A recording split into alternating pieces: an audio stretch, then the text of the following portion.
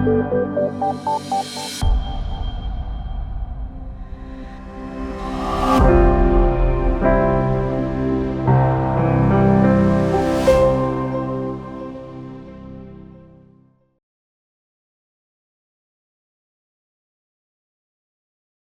once again and welcome to the idtalks. My name is Anna. I am the facilitator of idtalks, and with our team of our graphic recorder Olaja, our social media coordinator Maria, and our coordinator Maria from Salto Inclusion and Diversity, we are very happy to be back in this 12th season of the idtalk this year, this spring, focusing on intergenerational solidarity, dialogue, and youth work.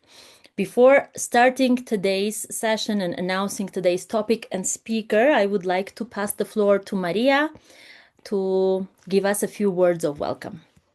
Thank you, Anna, and welcome everybody to 12th season. As we have heard of idtalks, we started in 2020, and I'm so happy to see many new faces, but also old faces. Some people have been joining idtalks for last few years. I'm really happy to continue this year with you looking into a new topic. So together with the Polish NA, in next few weeks, actually till 8th of April, we will be exploring what intergenerational solidarity in youth work means, what are the different concepts there, hopefully creating a common understanding among us what we are talking about, and also looking into practices and seeing what kind of practices are already there, what we can learn from those, and what kind of new practices we need to establish when we want to create and strengthen the bridges between different generations of people of different ages.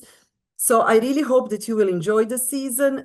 In first 3 talks, we will look more into the concepts and theories behind the intergenerational solidarity, and then we are closing the series with showcasing 2 practices from Portugal and Spain.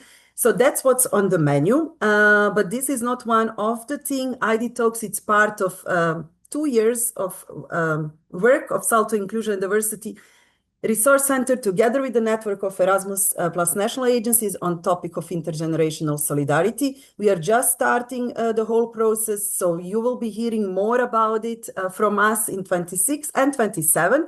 And I will be using also this space to share some news regarding the topic, also to ask for your help and your experience that we could learn from, because we are planning also to work on a publication about intergenerational solidarity and youth work. And as well, in May, we are starting with the first activity, offline activity, seminar Generations in Solidarity in Austria.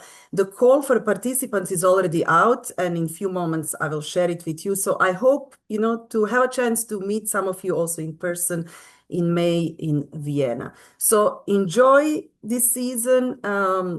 Please don't be shy. It's, as I always say, we are all learning. Share your experience, and get inspired. So back to you, Anna, and thank you everybody for being here with us. Thank you, Maria. Thank you for sharing also the news around the idtalks. Well, this spring we are focusing on the topic of intergenerational solidarity.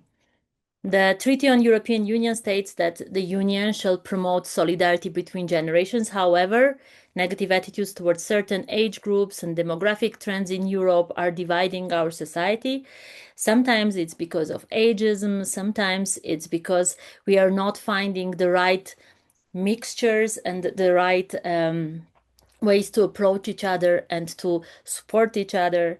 And generally, the whole concept of intergenerational solidarity that suddenly became so central also in the youth work might not be so clear-cut and understandable. And that is why we are starting our season of intergenerational solidarity actually with this talk today on intergenerational solidarity, to dive in a bit to understand what does intergenerational solidarity mean, what are its key elements, what is it in for different sectors, and why it is important particularly for youth work.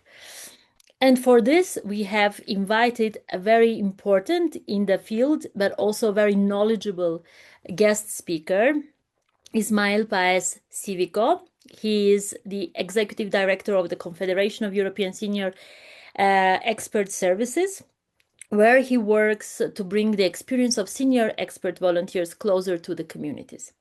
But also, Ismail has an extensive experience with youth work, working in the international youth organization, serving on the board of European Youth Forum, among other organizations, promoting also youth participation and inclusion. In a way, he combines both worlds, promoting intergenerational solidarity and collaboration as a simple, powerful way to build stronger and more cohesive societies. So, with this said, I'm very, very happy to pass the floor to you, Ismail. And if you have questions or if you want to say something in the process of the input, you can always write everything in the chat. Ismail, you have the floor. Perfect. Thank you very much, Anna. First of all, I apologize. I just came from a flu, so I might be blowing my nose once in a while during the during the presentation.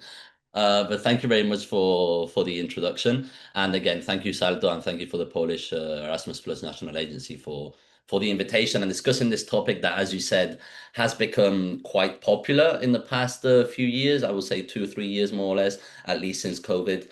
And there are reasons why, which I will cover a bit more in depth, and also give a bit my perspective on what it means, because I don't think everyone agrees on the actual definition or what solidarity is or what the collaboration between generations actually means or what it looks in practice. Before I get more in depth into the talk, I will give a bit more information about myself, so I think you can understand where I'm coming from, what I've done myself with either young people or older people, and I think that will give you a little bit more of perspective on my knowledge on the matter or my experience on the matter. So I've been in civil society organizations for around 10 years. I started initially as a youth worker, as a scout leader, as a volunteer. So I was, again, quite involved with youth work at the time. And then I went to international youth organizations like European Students Forum, which was IEG, here in Brussels, leading the local antenna. And then after that, I was also working in the Secretariat of Youth for Exchange and Understanding International, which that was also very much youth work based and mobility based, a lot around mobility for sure. And now then to the board of European Youth Forum, which if you're not aware of what the organization is essentially the representative platform of all national youth councils and international youth organizations in continental Europe. I say continental Europe, I'm meaning the wider Europe, not just the European Union. And so, of course, I got to see a lot more on the policy side of things and a lot more things that not just involve young people and all the intersections between what affects youth policy and then what affects also all the rest, like climate change, like taxation, economy, etc. So that helped quite a bit. And for the past 3.5 years, more or less, I've been the director of the Confederation of European Senior Expert Services. And I think this is really what gave me the perspective on intergenerational solidarity and the relationship between older and younger generations. Because what we do, we're a network of senior expert volunteers, so retired or pre-retired people that lend their expertise as mentors, let's say, or as quote unquote, I'm using big quotes, consultants, using again the vast experience and knowledge and know-how that they've acquired for decades in their lifetime to give back to society, right? So this can mean mentoring programs, entrepreneurship programs, a lot of cooperation and development around the world in Africa, Asia, South America, what have you, with small and medium-sized enterprises. So honestly, I mean, with 25,000 volunteers, we do reach out to a lot of different sorts of beneficiaries, but the core vision or raison d'être, like you would say in French, is really to exchange that knowledge and expertise with other generations, right? So that's really the perspective I want to bring here, is that what can older generations bring to young people and what can young people bring to older generations? And I think at the end, that's what we understand by intergenerational solidarity. But throughout the presentation, I think you will get a better view. I will also speak a bit more about intergenerational fairness, which is not really the same thing. The scope is a bit different, and in my personal opinion, there has been a bit of misunderstanding around that term also. So I will bring that up throughout the presentation. We will start first with a bit more of data, so you understand why we're at where we're at right now, speaking about this important topic. Then I will discuss a bit more about what solidarity means and what that can look like. And then at the end, I will get a bit more into a practical solution based, let's say, on how we can make International solidarity a bit more of a core part of collaboration within Europe itself, or even the wider world in some sense. So that's really all about me. Generally, I do have a knack sometimes to speak a little bit fast. So if I do, someone just raise your hand or something, and I will slow down as much as I can. And as Anna said, if you have any questions, I can't promise I can keep an eye on the whole chat all the time, but I'm pretty sure the Salto team will do a good job to gather all the questions for the end, and then I can answer those, and then I'm more than happy to enter into a conversation and a dialogue on whatever question you might have. But most likely, if you had a question, I will maybe answer it during the presentation. So we will see. Okay, so without further ado, I think I can already. Okay, I'm ready seeing I speak very fast. Well noted. That message I did see. Fair enough. I will try and slow down as much as I can then. Thank you. And while you are sharing your presentation, Ismail, I just want to remind that there is the caption function in the bottom of the menu that can help you also follow the talk with English subtitles. And for most of us for whom English is definitely not our first language, maybe that will be also useful and helpful to follow the talk. Please, Ismail, we can see your screen now. Can you see the all of it, right? There's no cuts or No cropping, nothing, everything perfect. perfect. Okay, well, let's get started. I'm hoping it won't take too long, around 40 minutes, I think, and then after that we can get into the conversation. So first of all, let's try to speak about intergenerational solidarity in itself. So in general, it's like a social contract. It's a commitment between generations, actually, that they share responsibilities, they share decision making, and they share a bit the fruits of what society can bring to each of them, right? So it's not a one-way street. There has to be something coming from the older generation and something coming from the younger generation. And that's in a general whole is what you will understand by solidarity. Intergenerational specifically is referring to demographics, right? So let's just get that very simple definition out of the way. There is the again the visuals that you can base yourself on if you prefer to read what I've written on the presentation. But most of the time, I will of course speak on top of that. But you can see a little bit more about international solidarity and different programs we will discuss throughout the end. Okay, there we go. So why now? As Anna has said, Europe is aging very, very fast. What does aging mean? Essentially, is that we're getting gradually a lot more older people than we are getting younger people within Europe, and that completely shifts the dynamics of society as a whole. Before, you didn't have the vast majority of people that were actually getting to retirement age. This is mainly due to the big baby boom that was in the 50s and the 60s, and all this generation is now slowly retiring. What is that going to happen? That I will discuss a little bit later. The frictions that creates among generations, because it's putting a load on younger workforce, on the younger generations, to maintain actually the older generation. So the idea here is to actually understand how can it be something that is not a burden anymore. We need to make people understand at the same time that having an older demographic is not a bad thing. And it's not a good thing either. It's just reality. So at the end of the day, we just need to deal with it and figure out the best way to go forward. But as some general data again, from 2024, the median age is 44 years, which I think on a world scale, only countries like South Korea and Japan are getting very close to the EU numbers. But that is quite unusual for countries. I mean, in most countries, that age median is way lower. Again, another piece of data, 65 plus is people usually in retirement. Some countries, it changes quite a bit. We're talking about 1/5 of the population. If we take off the younger people that are not working either, the workforce is becoming incredibly scarce with a lot of more people that are outside that. What do we need to do about this? We need to think about the housing, about transport, about healthcare also when it comes to older people, which again, I will speak about what we understand by healthcare about older people, which this has changed completely also with longevity. People are living longer, people are living a more healthy lifestyle also at the same time. And the healthcare weight is not the same as it used to be. So, but people misunderstand this a lot. People think that because people are retiring, they're going to be a weight on society, they're going to be a weight on healthcare. It's not always the case and it's not always true. But at the same time, that's a reality there. And we need to see a bit what kind of opportunities we can offer to these people getting to retirement and how we can get them engaged a little bit more actively, because this was never the case before. The numbers were way smaller, families were way more cohesive at the same time. They were closer to home. Now societies are a bit more fragmented to some extent, and a lot of older people are suffering something that is very, very, I would say, bad, is loneliness. Loneliness is one of the first things that actually does cause, at least one of the main causes. I mean, it can trigger other issues, but unfortunately, it does one of the main causes of death, really, of older people. And we can combat that through volunteering, through mentoring, through exchange, through intergenerational solidarity as a whole. But loneliness is very one of the big things that we should also be focusing on. And youth work, volunteering, etc., can be one of the, I would say, the biggest um, formula or medication to that issue in society right now. So the dependency pressure, this is something that I was talking about briefly before.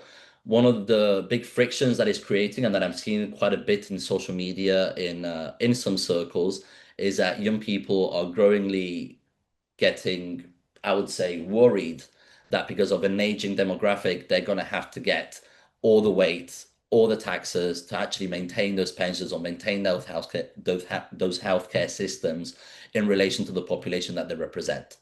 So that is also one of the issues that I'm going to try to tackle later, and how, in actual fact, that not necessarily can be an issue if there is some sort of collaboration among generations. But I just want to put you the background information on why we're seeing what we're seeing today, which some people are trying to bring generations together, like myself, like lots of different organizations also in Europe and across the world. And some of the people are actively trying to create that friction among other generations, which with sometimes some grounded information, but misinformed solutions to that. And the solutions are not always good. Let's put it quite simply put. The longevity issue, and this is always something why I'm talking about. So young people, older people nowadays have way better access to healthcare, at least in a general whole in Europe, that when it was 30, 40, 50 years ago. We are getting healthier, we are living a lot longer. What does this mean? That nowadays, a person that retires at 60, 65, or even 70 years old is still very, very healthy, can still live a normal lifestyle, can still even volunteer quite well, can still be very much engaged in society. They don't need as much the support of the healthcare system or social welfare system as they used to. So this is what we call, at least in my organization in cases, or what I call aging is two sides of a coin, right? So you have one side, which is all the healthcare side, the social welfare side of things. How can you maintain, how can you help older people lead comfortable retirements? And the other side is actually looking at aging as how can older people bring back to society, and how can they keep getting engaged in society. And longevity aspect of this, the reason that people are living longer and better, that's the side of the coin I'm mostly focusing on. There are enough associations and NGOs working for social welfare, for health welfare, for all sorts of different people and generations. That's completely legitimate, and that's up to them to do it. But in my case, I'm mostly looking at the aspect that active aging is actually a very much of a health benefit, right? I mean, putting that aside, but well, I'm just seeing that's a way more pragmatic way of looking at things, instead of saying, oh no, what can we do with all these old people? We don't know what to do with them. I say, well, we have a solution. Include them a bit more in society, have them be a little bit more engaged, have volunteering programs, have mentoring programs, have them relate a little bit more with their communities, right? And then I will give from my own personal experience also a few examples that I have from my own work, what I have seen, what I have experienced personally with these kind of exchanges. But longevity really is, again, the big thing, because when people are getting older and people are living more, the big vast majority of society will be older people. So whether we like it or not, we have also a moral and democratic duty to also think about that age group when we are making decisions, right? And it's not just for young people. And this is when I will come back to my issue with the current modern day definition of what intergenerational fairness means, or how it has been portrayed or sold by the institutions or the European Union, or some NGOs and some movements. But I will get into that a little bit later and my personal opinion on the matter.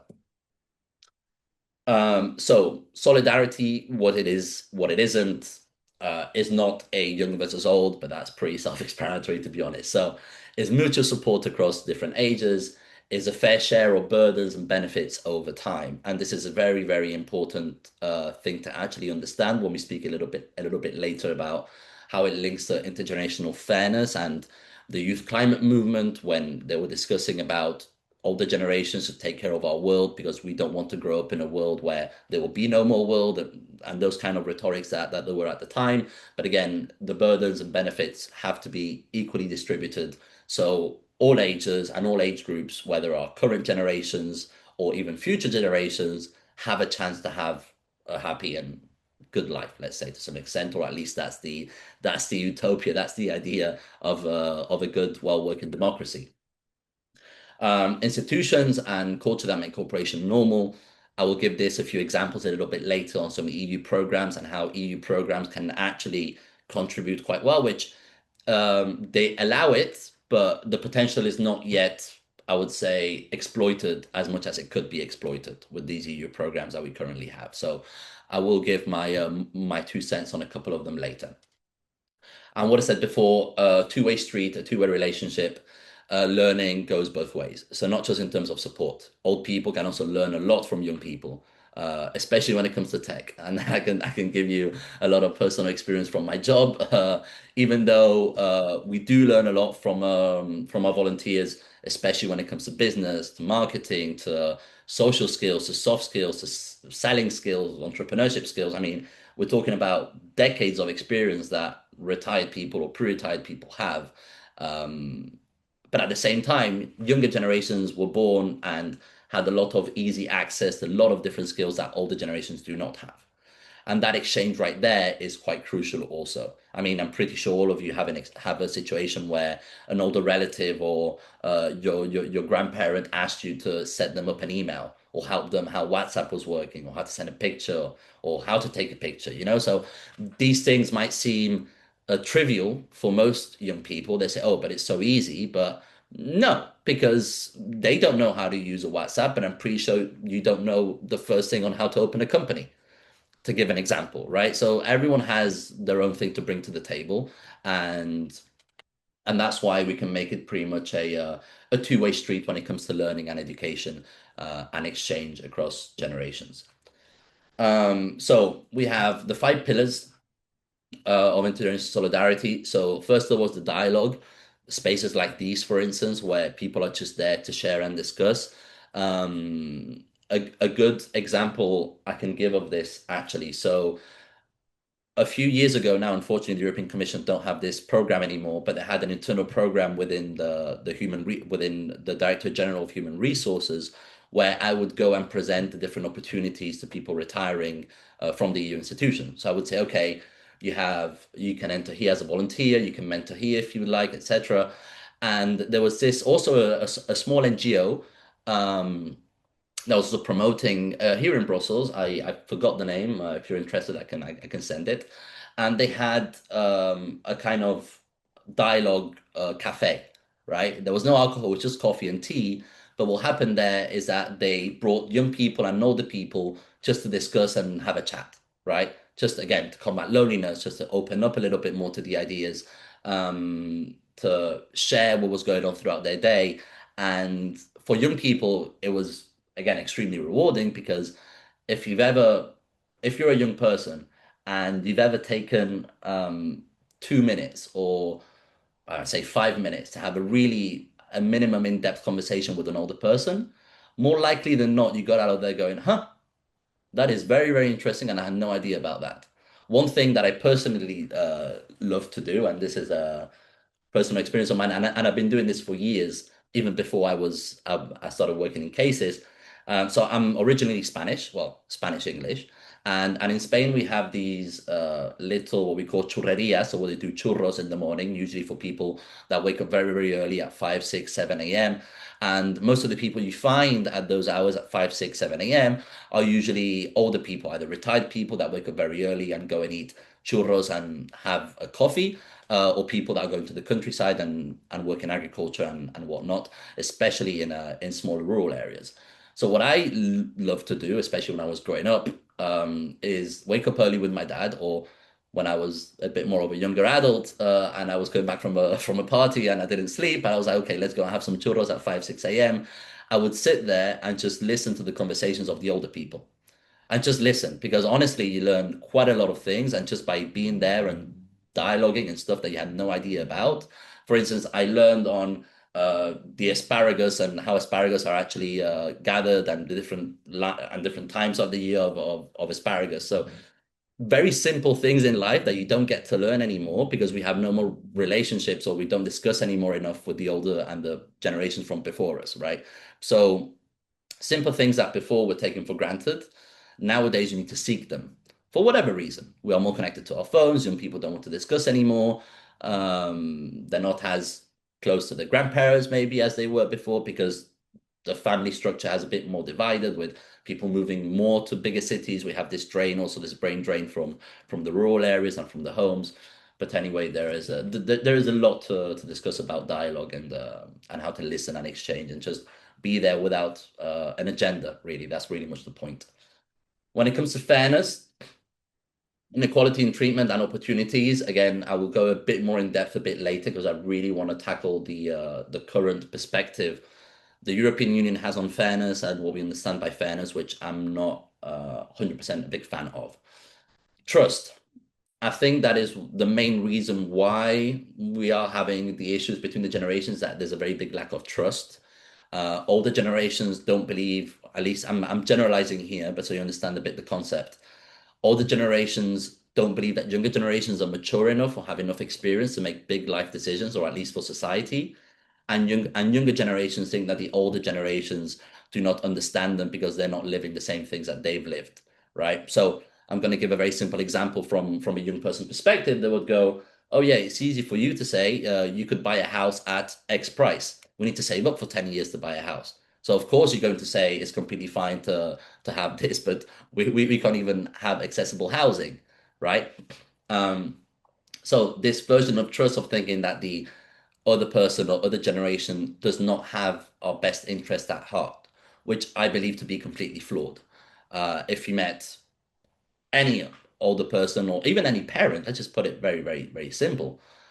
I think a parent is the only person that wants that their child does better than them.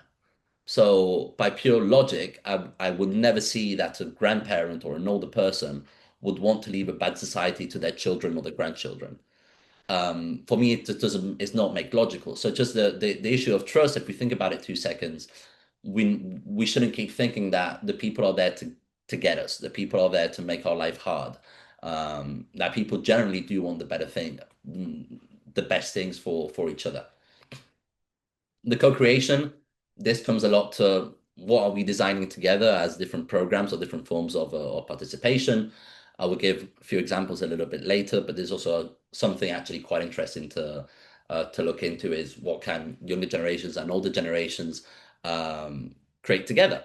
If you ask me, the best way to create a company is get the brain and the knowledge and the know-how of an older person, and get the dynamism and the motivation and I don't know, the hunger for work of a younger person, and then you have the perfect equation on how to make the most successful company in your life. That for me is it is literally the how would I say, the perfect equation. But anyway, that's what I'm coming back to co-creation and the shared power which decisions made together, which is also comes a lot to youth participation and how young people can get involved in decision-making processes. Is not as much in the other way around, because most decision-making power is held at the highest strands of generations for logical reasons. In the end, the more you advance in your career, the more you're going to grow up the ladder, and the more power you're going to get, regardless whether it's in a private company or a public institution. That's just the way it goes. Now, should we make spaces for a bit more collaboration between those generations? For sure. And that's why also youth organizations are working to make those spaces a bit more accessible to younger people and younger generations. What's in this? Okay, there we go. So intergenerational dialogue when it comes to the process. So we can have structured exchanges, which, sorry, um, there has been a long part of the European Union a bit discourse of what they want to achieve, and the best example I can give on this were the citizens panel on following the conference on the future of Europe. So, long story short, after the conference on the future of Europe of the European Union, the European Commission organized some citizens panels. What was the point of these citizens panels were to bring completely random citizens from all across the European Union to Brussels to discuss a specific topic, right? So this could be around recycling. This could be around youth programs. I was actually this is quite embarrassing because I wanted to speak about my own experience because I was an expert in one of them, but I completely forgot the topic of the citizens panel. But that's not really, I would say, relevant to what I was trying to say. In the citizens panel, the European Union made a point to invite equally every single demographic. So they invited young people, they invited, not for lack of a better term, middle-aged people, and they invited older people. So it was one third, one third, one third, right? And in that sense, is really where you saw where older people were with a bunch of younger people in workshops and working groups developing EU policy, right? So this aspect of dialogue, this aspect of exchange has been quite highlighted to some extent, not to its full potential, of course, but it has been used quite a bit, especially in the citizens panel, because again, throughout all the iterations, there was a mission to actually have some sort of demographic divide. Besides from that, there was no other really criteria. And the process was literally calling people randomly across Europe and telling them, hey, we're going to pay for you, we're going to pay a flight for you and to come to Brussels. For some people, it was a bit weird, of course, because they receive a phone call out of nowhere saying you get a free flight to Brussels. But anyway, those people that did accept, they did in the end come to Brussels, come to the European Commission, and they did participate in the citizens panel, which was essentially to gather information about EU usual normal citizens about EU policy. And then experts like myself, we got invited to be part of more formal panels and working groups with the citizens, etc. And this was a very good example, let's say, on how intergenerational dialogue can actually be institutionalized and facilitated. Is through this kind of dialogue. So this for sure can also be done at municipal level, at regional level, and national level.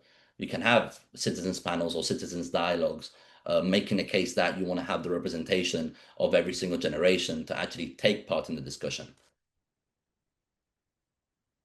Aha, my favorite, intergenerational fairness. So this is where I'm really going to get a little bit more critical with the current definition of what I'm seeing to be intergenerational fairness. So as you might know or might not know, but to put you a little bit of context, in the newly formed European Commission, let's say commissioners, there is a portfolio now which included intergenerational fairness in it. And that's what the European Union said, okay, this is interesting. We are going to start speaking a little bit more, at least on a more formal level, about intergenerational solidarity, intergenerational fairness, and whatnot. And the framing is getting a little bit more visible. Now, my issue was mainly on how this was being portrayed or how this was being explained. And to put it very simply, how intergenerational fairness was being explained was that the older generations owe something to the younger generations. And that was my problem there. It was a thing to say that older generations owe the younger generations something, right? It was not a two-way street of fairness. It wasn't a way to say, okay, younger generations can also give back something to older generations. It was no. Older generations have to do something for the future generations, despite if that affects their own lifestyle or something they've worked so hard to achieve throughout the years, despite if that's going to cut their pension into, despite if that's going to reduce the social services and healthcare systems for them, doesn't matter. The whole focus has to be on the younger people. Now, I have an issue with that. I'm not saying it shouldn't be a focus on younger people. I'm saying it should be a two-way street. And this is why I have a whole issue with intergenerational fairness. And in my own assessment, and this I have nothing to prove, but I don't really have much doubt in my mind, I think the term of intergenerational fairness actually came as a euphemism to intergenerational justice. So if you've been involved in the youth sector for a while, like I've been, you remember when the big climate movements, especially led by young people, which is more normal to understand, when young people really started getting worried about the state of the world and how it was going to be for their own for their lifetime, let's say. Um, they started speaking. There was a few years in with movements like Fridays for Future, especially, and I was hearing a lot intergenerational justice. And I'm saying this because I worked on policy papers around that. I worked on with youth organizations, developing some policy papers at the time on this, saying that older generations should pay for what they did to the earth. They should pay us for what they've done and what will they've left to us, right? And this conflictive rhetoric for me already posed a problem at the time. And now I understand it way better when I am seeing and when I'm trying to understand the lives that these old generations actually lived. You can't expect that the older people now of 60, 55 plus, what have you, 40 years ago were like, oh, let's do all we can to screw up the world for the older generations. No, that was not what was in their minds. That was not their their goal. Their goal was not to leave a worse world. Again, creating more carbon emissions, industrializing Europe. Again, I'm speaking about Europe in this case, or at least in continental Europe. Again, industrial revolution, coal mining, etc. They did what any other citizen would do, and that is make a living in whatever sector was available for them to work in, right? It wasn't the individual's fault of that nowadays older person that now we have the issues with climate that we have. It was a structural systemic issue, right? And having the blame on a demographic, saying that it's because of you, that now young people, we are paying the price, I think is completely the wrong way of looking at that aspect. And I think politicians actually did understand this. And when they started seeing this conflict between the younger generations and how they saw the older generations as the enemies, that's when they said, okay, let's try and call it something else, and let's try and appease a little bit more this aspect, and let's call it intergenerational fairness, where older people need to give a little bit more to younger people. So again, we can focus a little bit more on climate change. So in a general rule, I think, again, that's my personal opinion on the matter when it comes to intergenerational fairness. And I really do not believe that the European Commission is taking the right approach on this. I myself, again, I'm trying to advocate as much as I can for my own understanding of intergenerational fairness. That is a two-way street. Yes, all the generations have to be a little bit more mindful on the kind of world that we are leaving towards the children, towards the grandchildren. But the younger generations not jump the gun and go directly and say, is the fault of the people that were living before us, because people for since the age of time have been doing the best with what they had at the moment. So again, this comes back to systemic issues, to structural issues, and not to the fault of the individual in itself. And I'm pretty strong on that position, at least, because again, what we're trying to do is to try and make a little bit more of a cohesive society among generations. And the last thing we want to do is to create conflict among generations itself. And actually, this comes back to one of the best examples that I can give, making me think of intergenerational fairness and intergenerational solidarity. I think in the recent history, one of the best examples of intergenerational fairness and solidarity that we can think of was during COVID, is that when lots of older people were confined to their homes because they were a lot more vulnerable to the virus, lots of young people took the streets to volunteer, to take food, to go shopping, to help out their grandparents or to help out the older people in their communities. So I do think when push comes to shove, young people do show up, right? And maybe the political rhetoric that we hear in Brussels or that we hear online is not always the reality. We're seeing that now. We had a couple of catastrophes in Spain. There was also one which I was talking quite recently about. There was a fire in Gochani in North Macedonia. We also saw how lots of different generations came there to help. Lots of older generations came there to help the younger people, right? And vice versa. So when push comes to shove, I really do believe that society comes together to actually exchange with and help out the other generations. But I'm just not liking the rhetoric that's being taken on some occasions at some political levels in Brussels and in other places. But that was a bit my rant on intergenerational fairness and how we see it nowadays. But I'm more than happy to answer some questions a little bit later on the matter. Okay, so how the concepts relate. Again, the dialogue in general is going to go to the process, to the method of that collaboration. There has to be some sort of discussion among the generations, see what they want out of all of this, right? So I think that's the baseline. That's the baseline idea. The solidarity, it comes to relationship among the generations and the commitment. So there has to be a sort of social contract, a social commitment among generations to say we are not just trying to make life or society a better place for today's generations, but also to future generations. And when I mean today's generations, I mean the younger people in the workforce, so again 30, 50, etc., and people being retired. Right? It's not either or. I think to some extent we can come to a general consensus on what works, on what can work for most generations, and that's why democracy is always in movement. It's not one size fits all, and you need to adapt to the culture, to the environment, to the demographics, to the labor market, to the economy in itself. And I think in general, through dialogue and all of that, we can find a pretty good agreement. Fairness, again, you can be very cynical about the matter and get very, very philosophical. Is fairness actually a thing? Is the world actually fair? Well, no, but we can do our best to make it fair. And I think that's the whole point here. Like, no, the world is not fair, but I think if everyone puts a little bit from them and a little bit of effort, we can try our best to make it a little bit fair for everyone. And that's including younger and older generations. Again, there's an overlap about dialogue and solidarity, but I will skip this. I think I spoke a lot about dialogue. So youth work, and this is actually, I think, a bit more we can maybe interest most of you as you are involved in youth work. Me personally, I learned a lot about youth work from an older person. There was a youth worker that worked a lot with an NGO I was working with at the time. Maybe some of you know him. I know he's very well known in the sector. He was called Nick Paddison.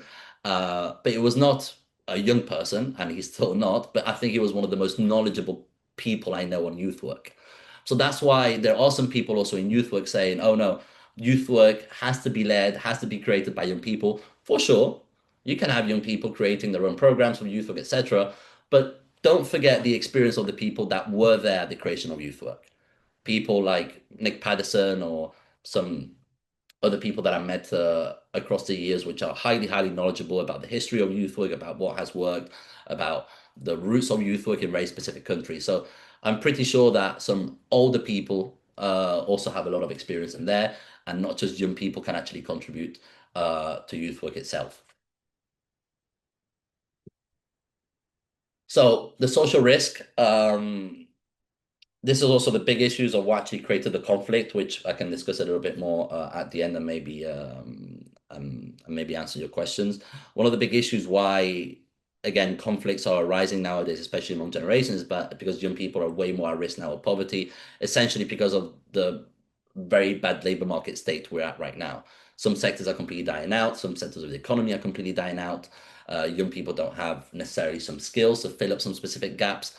And now I'm regretting I didn't speak enough about skills development, but I think we had enough about intergenerational solidarity and fairness throughout the whole 40 minutes that I've been discussing right now. But yes, the fact that young people are actually facing poverty at higher rates than ever before. We don't live anymore in the golden ages of the end of the 90s, 80s, early 2000s even. I think all of this started shifting since the 2008 financial crash, at least in my experience and the countries that I know. I know some other countries faced other sorts of catastrophes and crises post 2008 or even before 2008. Again, I'm generalizing as much as I can, at least for a European audience. The NEET, so this is also something that we can actually answer with intergenerational collaboration. And one of the big issues I'm seeing nowadays, especially with NEET, is that the training and education systems of young people are not replying to the needs of the labor market. Young people are focusing too much on sectors that are oversaturated, that are too many people working in them. The pays are very low. The growth is very slow.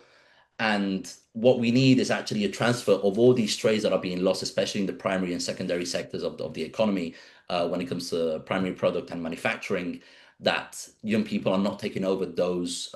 Agriculture also, the countryside is dying out because young people are not taking over those jobs. So the idea is also that to actually answer or to combat the NEET phenomenon, one of the big things we can do is create these spaces for older people to actually teach their trades to the younger generations and not have all of these trades dying out how they have been these past years. The digital divide. Now, there's also something that is actually pulling generations a little bit more apart. Young people are overwhelmingly a lot more on on social media. As you know, before I did do the whole example on how, of course, you've helped your grandfather or someone older around you to use their phone or open Gmail or whatever. We take that for granted, but no, we are the generation that has grown up with digital devices. We do know how to use them quite easily, and we should help out again and give that accessibility to most people. We even see this generational divide on social media. If you look at the demographics, you have way different demographics of users when it comes to TikTok, when it comes to Instagram, when it comes to Twitter, and when it comes to Facebook. Twitter, I would say, is the most weird, or X, sorry, weirdly enough, the most intergenerational one to some extent, that there's more people from different demographics. But Facebook is overwhelmingly older people. Instagram and TikTok is overwhelmingly younger people, right? So we even see that in social media spaces. So maybe it would be a bit of food for thought to see how we can make the spaces a little bit more inclusive and have the people exchange a little bit more also in the online world, because it does create an imbalance of information also. And we know how political algorithms work when it comes to targeting specific issues. But anyway, we're getting into fake news and whatnot. Okay, I only have 8 minutes. Okay, it's taking a little bit longer than I thought, and I still have quite a few slides. I'm gonna pass a few slides that I don't think are as interesting to discuss. So the EU policy frame, the European Union is trying to do a little bit more of policy when it comes to international collaboration. Not enough, as much as I would like, to be fair. But anyway, there is a green paper on aging that is being prepared. There were some opinions on the European Economic and Social Committee that were being prepared, and there's always an aspect of intergenerational collaboration. Again, we were speaking before how this has been a quite popular term, but I'm glad to see at least that on an institutional level, it is getting a bit more traction now. Better late than never, let's say. Well, solidarity program design in principle. So when EU programs really invest in mobility, volunteering, participation, and inclusion, they're not only funding activities, they're also shaping how generations relate. And I'm going to speak about two programs shortly before I finish the presentation in 5 minutes. So you can see how two specific programs can actually answer the intergenerational need, let's say, of exchange within the EU. So one of the most known, I would say, the Erasmus program with a 26 billion euro budget. Now we are working actually on the next program for the next MFF, debating the budgets, debating the program in itself, and I'm making it my mission to include as much as I can intergenerational solidarity and intergenerational collaboration within the program. But it's already possible, and I'm happy to say that throughout my own organization, we've actually been able to engage and collaborate with a lot of young people through the program in itself. So it is doable, and Erasmus Plus has actually allowed that through different grants and projects. The European Solidarity Corps. Now, this is something where I am trying to some extent to change. So if you're aware of the European Solidarity Corps, is a volunteering solidarity placement program for young people to either go in the country or abroad to volunteer, essentially through placements of 3, 6 months or 1 year. You can also do that abroad countries with EU aid volunteers. But there's an issue here that within the program itself, there aren't any older people that are able to participate directly within it. There is a cap at participation, whether 30 or 35, depending on the country. I believe that in this case, the program could highly benefit from an integrated mentoring program, especially with pre and post placement of the volunteering of the young volunteer, right? So there is still a gap in the ESC. Let's see what's going to happen for the next MFF. I mean, I'm hoping the program will still stay as a standalone program. If you do work in advocacy, if you do work with NGOs and whatnot, have this in mind and try to again to bang that drum to some extent. I think is a very, very good program, especially because the European Solidarity Corps reaches out to disadvantaged young people on higher proportions than Erasmus Plus for lots of different reasons when it comes to accessibility, when it comes to outreach, etc. But disadvantaged young people in higher rates participate more in the European Society Corps program than they do in Erasmus Plus. So just for that sole and simple reason, I really do believe that the ESC could highly benefit from an intergenerational mentoring program within it. So youth participation being, of course, EU priority, pretty much self-explanatory. Most people do feel optimistic about this, but I don't think only youth participation can be answered this. I mean, now recently the European Commission has created a youth advisory board. This was actually pioneered by the European Economic and Social Committee a couple of years ago, but now von der Leyen opened a youth advisory board. So I'm thinking, why not open a seniors advisory board? But yeah, I'm honestly splitting hairs. But yes, I really do believe that again, this is what older people can maybe do for the younger generations, and that is including them a little bit more in the decision-making processes. We still have politicians that are 50, 60 years plus, and those spaces can still be accessed. And I'm gonna cut myself or cut young people some slack here in some situations. Of course, I've been criticizing a lot from the young people's aspect, but I'm also going to criticize the older generations, especially that still hold positions of power, not wanting to open up those spaces to those other younger people and gathering newer, fresher thoughts and ideas. So again, youth participation, I'm happy to see that it's also being a big priority. The generational differences, I think I've covered them quite in depth throughout the whole presentation, but you can have a quick overview. Gender, class, geography, again, gender norms are not the same throughout generations. We have a very different understanding nowadays than what it was 50, 60 years ago.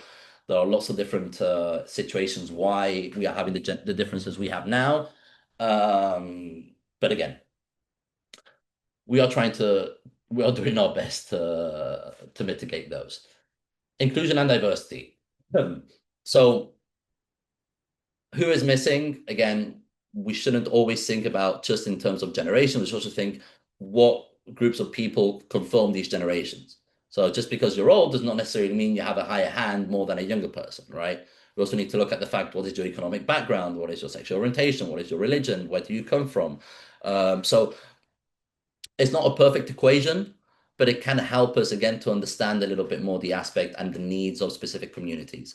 And if we start dividing it by demographic, then by other criteria, let's say, we can better understand on the needs of the demographics and the different generations. Practical model or levels of solidarity, and I think I will probably end here, and then I will skip right to my last slide because I only have 2 minutes left. The micros of the relationships, mentoring, muddy systems. This can also be to relationships with your grandparents.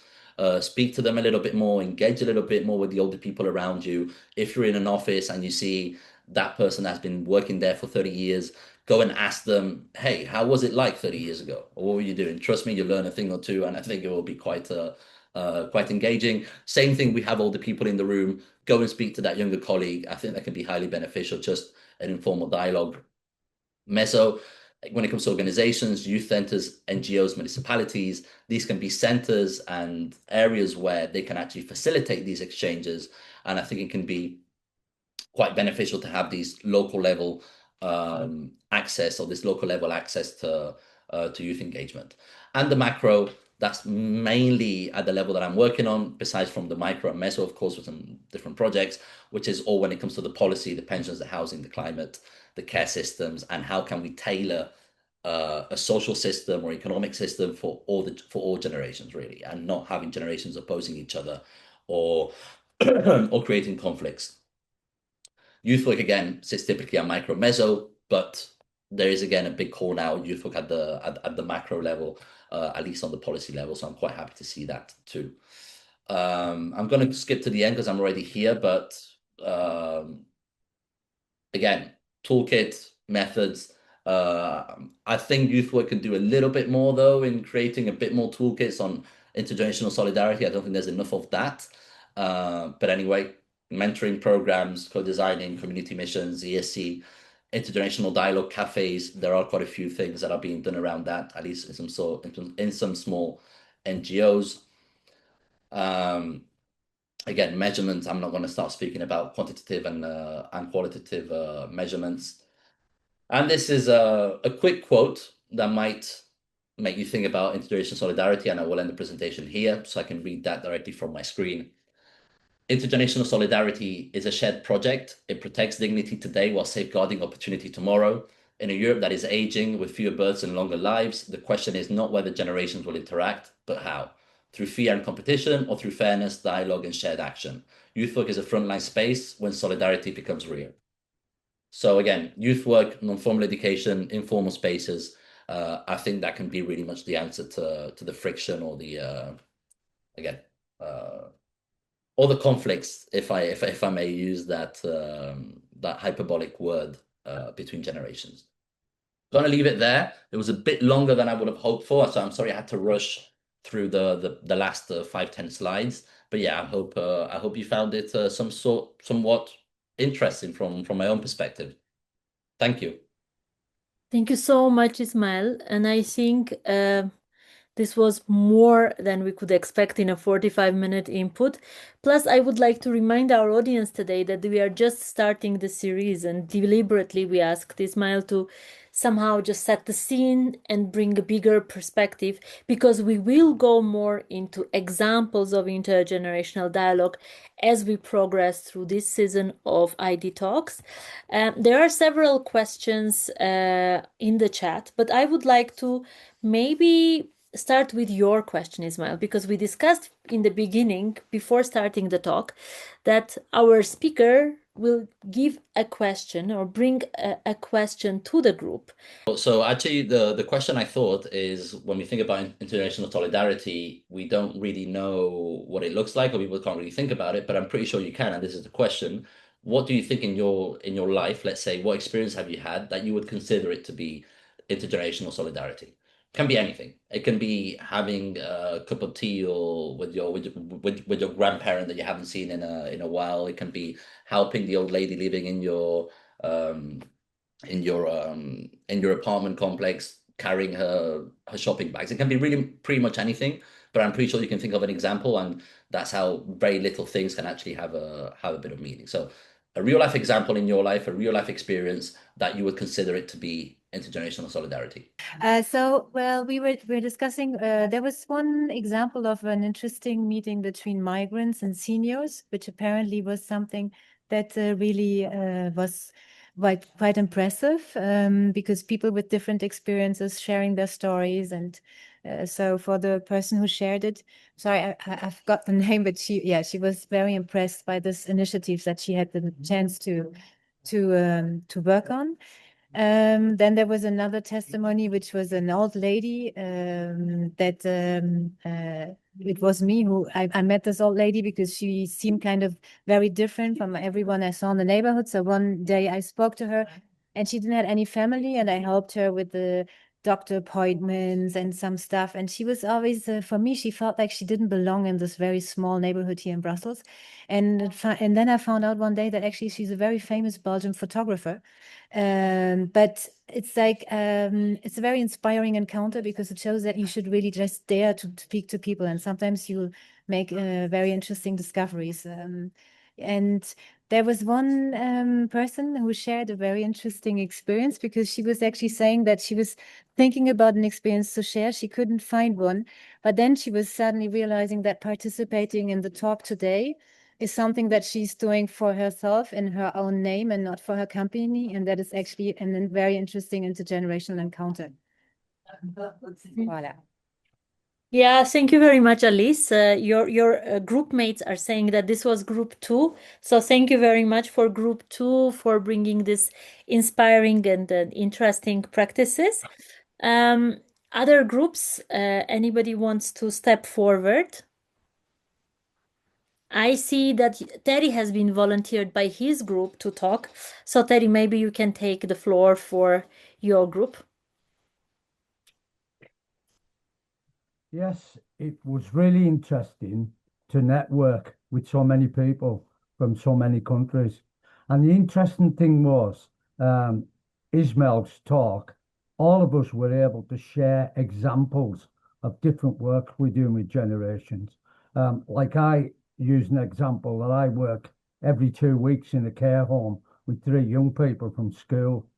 And also we also had bringing the local community and people from senior care homes into our school where they've had party and an entertainment. And for some people, they never have that opportunity.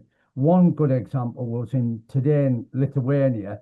It's a day when young people can go and visit people in hospital. So the person from, I'm sorry, I can't remember all the names, talked about the work that they do and that the young people are actually in the hospital today visiting intergenerational. I'm going to use the word old people. I think it's awful. We give people labels like Ismael said, but also there was another one in Egypt where the scouts are developing a lot of work round that. And I was more interested in somebody in the Lebanon where they're in a very rural area, particularly around women and the work they're doing with women and the different things that they're doing. So it was just fantastic to hear the different stories. And that is so important about, and I don't know whether Ismael maybe disagrees or agrees with me, storytelling is so important for people because technology and a computer doesn't answer a person's story. It's about them speaking face to face. Thank you. Thank you very much, Terry. Thank you very much for sharing all the stories. And just draw your attention, Salto is now collecting such stories and good practices. So if you really want to reach out to tell us more about one particular case for the publication that Salto is making, Maria has left here her email address. Please contact her. Thank you very much. The other groups, if anybody wants to step forward and give us a little recap of what's happening in your rooms.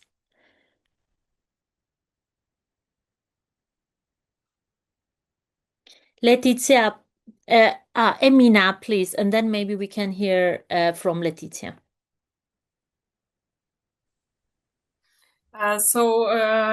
Hello everyone from Montenegro. I would like Letizia let's talk because in our group I was the main to talk and to host the people. In short, I was talking about that I recently became a member of the IPO, which stands for International Police Organization of Montenegro, as like their journalist or reporter from events. And to me, it's fascinating that there are people from various generations present, and I love the topic of the intergenerational solidarity, and I think it's very important for all of us to have it today across Europe. I will definitely pass the floor to Letizia because other people from my group should talk, in my opinion, because I was definitely talking the most before. If she agrees. Letizia, if you want to add a couple more words on behalf of your group. Yes, it's okay. Thank you, Mina. So we had other two sharing experience. One was about one little political movement in a village where there is only one younger member that helps all the other that are older than this girl with the social media management about this political movement. So she explained that there is like this sharing knowledge between the young person that can put help with the social media manager and the older that is like sharing their passion about politics and try to in some way teach her the importance still today to take care about the political movement and also to help young people to becoming more interested on this field. And the other sharing was about a school. I don't know where. There was like a teacher that told us that she was the youngest teacher for a lot of time. So she had the experience to help the other colleagues with the new techniques of teaching, like using AI or this type of tools during the activity in the school. And yeah, that's it. Mm-hmm. Thank you very much. If there is anybody else that wants to speak from the last group, from the fourth group, we will be happy to hear. And if not, then we can proceed maybe. I am just looking at the screens. I don't see any hands. Thank you very much, really. And please submit those stories, right? Reach out to Maria, talk to her about it, because this is a topic that we are as Salto also just starting to discover. And with all this inspiration, I'm packaging it and passing to you, Ismael. Maybe you have your own thoughts to wrap this up, but also to address maybe some questions that are left in the chat. And just to let our audience know that participants know that probably we will be just a few minutes over the time that we promised we will finish. Please, Ismael, the floor is now back to you. Perfect. Thank you, Anna. And first of all, thank you all that my presentation was well received. I hope I didn't rush through it too much, and it was somewhat interesting for most of you. I do have a couple of questions I want to answer actually from the chat. One was from Antoine Moussali, and it was, what are the day-to-day challenges, societal challenges to achieve intergenerational solidarity, and what are the practical means to overcome some of them? I think it's quite important because the issue is that there aren't many spaces where you can actually structure relations between younger and older people. It's not that easy. It's sometimes very difficult to find groups of young people willing to collaborate or exchange with older people. So, I mean, to some extent, the answer to this the easy or the best answer would be to actually utilize more either youth centers or community centers, or especially local gather-ups and small municipalities to actually make that facilitation better, to give the actual physical space for that. Because of course it can be done informally, which I think everyone should do it from their own, again, with their own motivation or for their own reasons, but at the same time, there has to be some sort of organization behind in creating the spaces for that to be possible. And the easiest way to do that would be through youth centers, community centers. The organizers of there is to do intergenerational days, for instance, is to invite everyone over, all different kinds of ages, all different kinds of people, and make them all participate in whatever activities they organize. And I would say that would be the best answer for that, is that spaces that already have people coming, to maybe expand a bit more the age group and the ages actually being involved in there, youth centers included. Another one from Selina is a pretty quick answer. Are the best practices documented in the publications or examples of organizations that have international solidarity policy or guiding document that you would recommend? Well, the only one that I personally know, which is quite bad, at least when it comes to NGOs, is my own NGO where I work, is Cases. So there you can see we have lots of publications. We have quite a few on our website. So yeah, feel free to scroll through. We have done quite a few papers on that, on international solidarity, on mentoring, on our own positions, on yeah. So yeah, but I think the link was already sent in the chat. But just to clarify, there is quite a lot of content there that you can check out if you like. Thank you very much.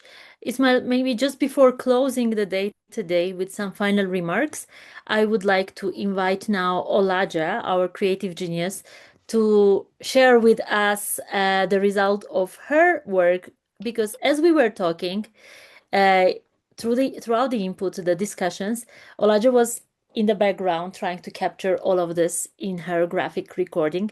So Olaja, you have the floor, and if you could share the screen for us to see. Yes, you should be seeing it in just a few seconds, I hope. Can you give me a sign? Yes, now I think it's showing. Now we can see it now. Yeah, so my input is very short. I'm still processing everything. It's really about this full overview of how deep intergenerational relationships can go and how they influence day-to-day life, but also institutional powers. And yeah, it has been a lot, I have to say. So this is a good start to then, from this overview, this macro view, then start going a bit deeper into each concept, and finishing with these cases, I think will also bring us a lot of practicality and more hands-on approach to this, which is definitely a topic that is been open in the last 2-3 years, like Ismael said, and has a lot to give. So excited to open the season. Thank you. Thank you very much, Olaja. Brilliant, like always. And I don't know how your brain works, but it's amazing. Ismael, if you would like to say some few final words to close today's talk, maybe from your impressions, or maybe some guiding advice to our participants today, how to go next about this. Okay. First of all, I'm amazed by Olaya's work. If that's going to be public, I am going to use it. My own work. I am going to share that when I need to explain what intergenerational solidarity is. I think it will save me an hour. So honestly, thank you very much. I think that's amazing. And yeah, I mean, honestly, to close up, first of all, look, you can't bring it all in 1 hour, so I hope also the other ID talks can actually help you to maybe make up your own opinion also on how you would interpret intergenerational solidarity, what you can do in your own life around intergenerational solidarity. But in general, I think just being aware of the situation right now and what's going on with the demographic changes, with the conflictive situations we are facing among generations, blaming these generations for this and the other generations for that is not really taking us anywhere, to be fair. And if you work for a youth organization, a youth center, community center, municipality, or any sort of organization that does have the possibility to bring people together because you have recurring activities or recurring events, why not bring forward a proposal to make an intergenerational day, for instance, and do the same sort of activities you would do in youth work or in non-formal education or what have you, but with different generations, right? And I think that could be a good start. If you don't, and you're just an individual, hey, reach out to, like, I don't know who, like Alicia said, reach out to that old person that you usually just see sitting alone feeding the pigeons and say, hey, where are you from? I mean, it's not, trust me, and I'm saying this with no bad intention at all. I mean, I work with older people every single day. It's the one thing that older people love is speaking. And listen to them, and trust me, you will learn a few things from them, and they will learn a few things from you for sure. This is not saying that everyone is the same. Of course, you have bad people in the older and younger generations alike. This is not, but at the end of the day, I think that the return on investment on that is quite gratifying, honestly, for everyone involved. So yeah, just reach out to that person, and if you haven't called your grandparents in a month, hey, give them a call, and ask them, hey, granddad, what was going on in the 60s? And then yeah, you hear different opinions, and then maybe he was going through a struggle that today for you, you just say, oh, I have no idea how I would have gone through that today. So just try and be a bit more understanding about different generations, open up a little bit more, ask questions. I think through asking questions is the best way you're going to get the answers. So yeah, I think that's not much to add, really.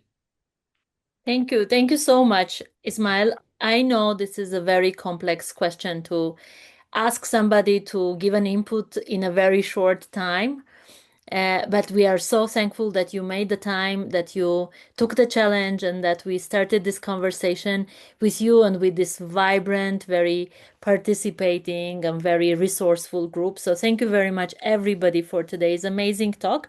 We are coming back in 2 weeks on February 25 at 1 p.m. Central European Time to talk about ageism with our next speaker, Alicia, that is also from Belgium. So please stay tuned, come back, and we will be very happy to continue this conversation also through your stories if you submit them to Maria or if you reach out to us on our social media.